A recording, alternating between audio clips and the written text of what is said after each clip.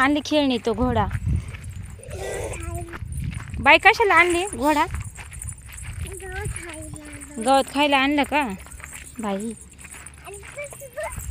हा ना, घुसता येत नाही त्या गेटमधून. आता आप्पाची बारी, मी शेवट आहे. चला आप्पा तुम्ही वाटलं घेऊन जा ना. चला आता आम्ही सगळे आलो इकडच्या मळ्यात. जाय बाय पुढं. ए पडशील बाई, हळूहळू बघते तुला झोईला. आज आम्ही साडी नाही आणली बरं का. तू झोपतच नाही तर काय करू आम्ही? शाळेचे कपडे नाही बदलले आज. हा ए गवत खाऊ घालते घोड्याला पटकन. गवत खाऊ घाल घोड्याला. घाल खाऊ. खाय म्हणा पटकन. छगले आम्ही मला चाललोय आता. काय ग माया, जेवली का? काय खाल्लं? हा का. आज आहे काय किरकोळ काम ते करून घ्यायला आलेले आता इकडच्या मळ्यात परत. बघती तुझ्या घोड्याला झोपून दे, तू झोपून घे.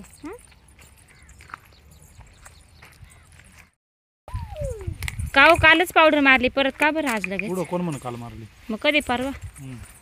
ही कशाची मारते आता? तेच धंदा आपला थ्रिप्सचाच.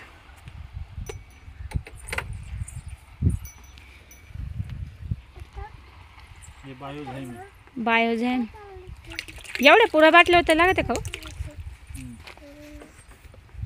आणि या डबक्यामध्ये काय खाली? कशाच आहे बघ त्या?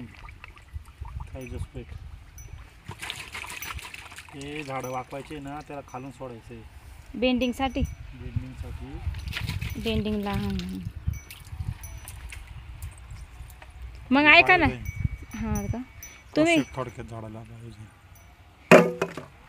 तुम्ही मारा मग पावडर, मी खुडीते तुकडा, आजी काढील भाजी. चल बघती तू काय करशील बाई काम? आम्ही सगळे काम कर, तू काय काम करशील? घोड्याला गवत चालतो. वडाला खाऊ नको. इला पावडर मारायला लावा आज. मारतीन बाई.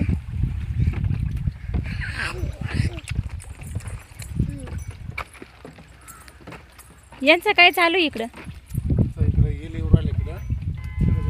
तेवढंच झाड टिकलं बघा ते वालाचं. आजीने लावले ना सगळे झाड एवढं. हा ना, त्याला मारा एक झारा पावडरचा. बघती चला तर आपल्याला तुकडा खुडायचा आहे, त्यांना पावडर मारायची. तू मला मदत करशील बाई? तुम्ही भक्तीला झोपून द्या तिथं खाली आथरून. आज काय झोईची साडी नाही आणलेली आपण, ती झोप नाही. मी नीला घरी, ती झोपतच नाही तर काय मी साड्या आणू रोज रोज मळ्यात. ऐक ना, तुझ्या घोड्याला घे तिथं जवळ आणि तुम्ही दोघं मस्त झोपून घ्या. जाते का बाळाला घेऊन? का बरं? ए रागाला तोंड दाखव वाकडं. बापरे काय वाजतंय का? बैल का शाळ्या? शाळ्या असेल एवढे बैल का लिहिले मध्ये? तुम्हाला भाजीच काढायची का मग? हा मग धने द्या लावून, मी तुकडा खुडीते. हाय पातळ नितळ टाकी दे. उद्या मला घरातलं काही आवरायचं म्हणून मी म्हणलं मी उद्या येणार नाही मळ्यात. पित्र आले परत, आता नवरात्र आले.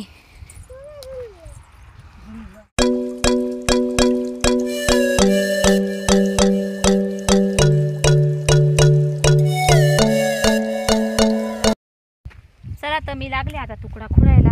मिस्टर ते मारते पावडर, आजीबाई काढते आमच्या भाजी. सगळ्यांनी पटापटा आपले आपले कामं करून घ्यायची आणि मग घरी जायचं. तर आज तुकडा थोडाच आहे, पण म्हटलं उद्या थोडं घरातलं पसारा आवरायचं. त्यामुळं मग नवरात्र आले म्हटलं आता थोडंसं घरात. दिवाळीला तर पूर्णच आवरायला लागतं, पण मग चालती व कवा ना आवरून घेऊ म्हटलं. आपल्या घरात 9 दिवस देवी आई राहती घट बसत्या. त्याच्यामुळे म्हटलं मी उद्या काही मळ्यात येणार नाही. उद्या मला घरीच काम राहणार आहे. 9 दिवसाचे उपवास राहत्या. परत कपडे वगैरे धुवायचे थोडेसे. तर जो उमरलेला तुकडा आहे भरपूर तो खुडून घेते. मिस्टर तर बोलले आज नाही खुडायचा, पण बघू शकता किती उमरले. मग ते म्हटलं आजच खुडून घेऊ, उद्या जास्त उमलून जाते.